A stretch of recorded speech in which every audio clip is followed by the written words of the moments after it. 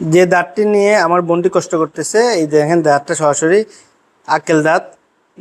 এই দাঁতের এই মাথায় দুইটা কাপস এখানে উঠছে, আর দুইটা কাপস দাঁতে দেখেন চারটা কাপস থাকে, 1 2 3 4, 1 2 3 4।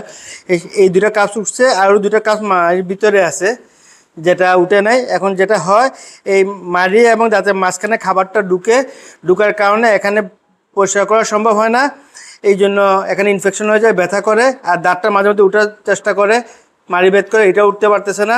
সব মিলিয়ে আমার এই বোনটি এই আক্কেল দাঁতের ব্যথা নিয়ে কষ্ট করতেছে। আর এটা সমাধান একটা, এখন ফেলে দিতে হবে।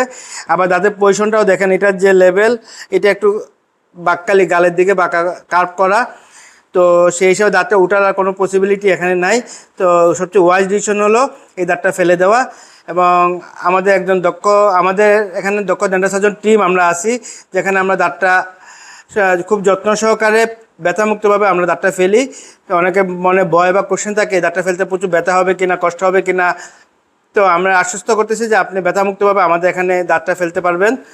আর দাঁত ফেলার পরে রুগীর অবস্থা সিচুয়েশন আমরা পরবর্তী ধাপে পরবর্তী ভিডিওতে আপনাদের কাছে আপলোড করব।